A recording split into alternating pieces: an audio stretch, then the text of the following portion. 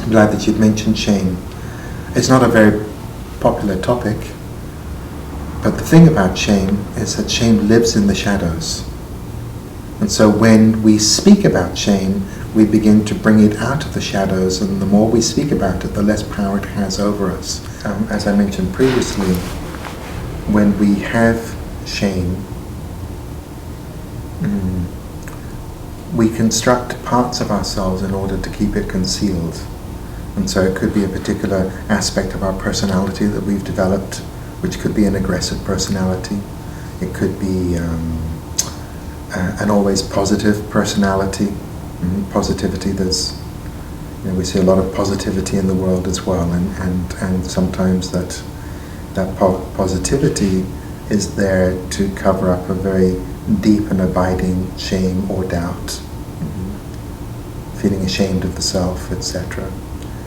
Or as an attempt to, I want to be anything but be like the parents that brought me into this world. And so sometimes children can feel ashamed of their mother or their father. Could perhaps feel that their parents are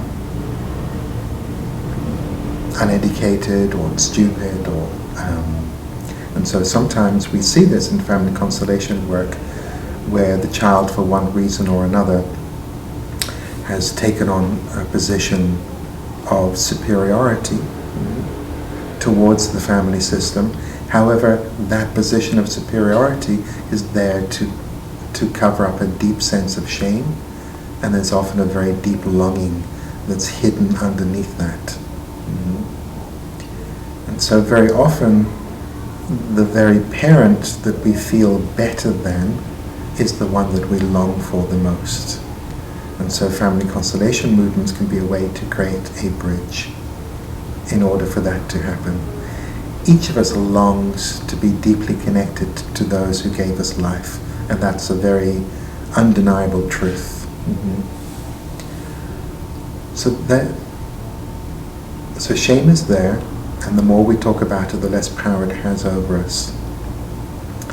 And so it behooves us to ask ourselves, what have I constructed around myself in order to protect myself from feeling the discomfort or the deep sense of loss or the deep sense of grief? What have I constructed around myself in order to defend myself from shame, for example?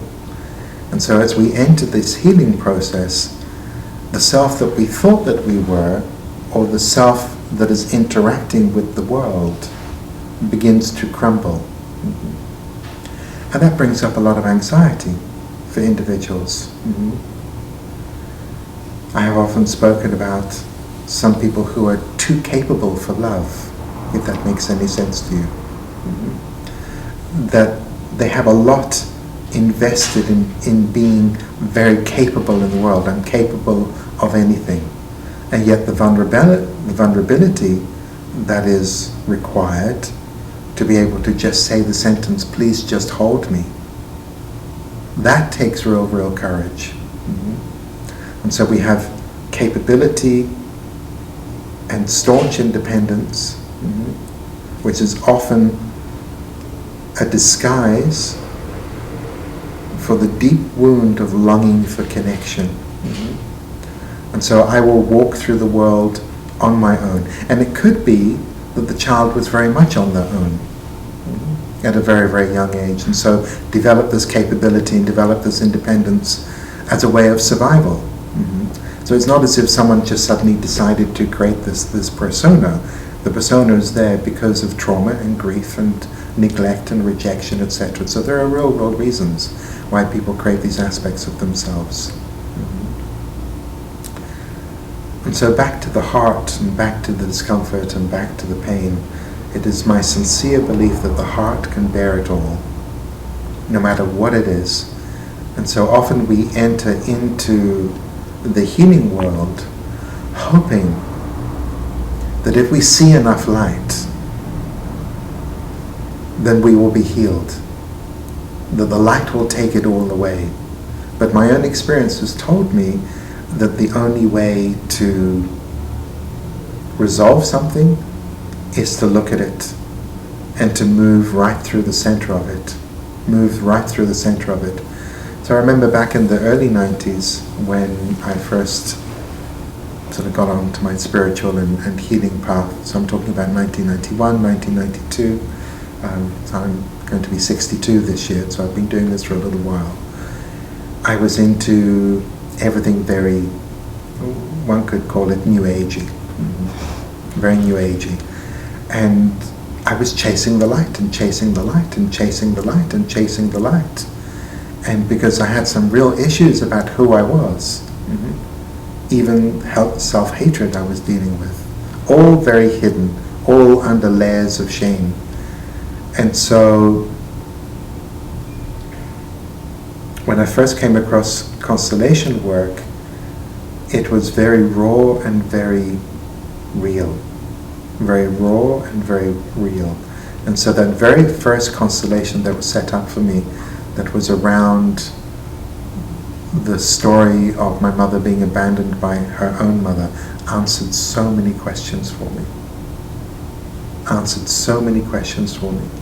I could really see my mother's grief with very open eyes and felt compassion for my mother instead of rejection, possibly for the first time in my life. And so constellation work really presents us with the deep truth.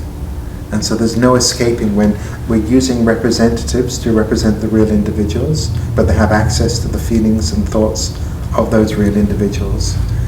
And so grief is represented, and there's no denying the story that's right in front of us. It's very uncanny how it works.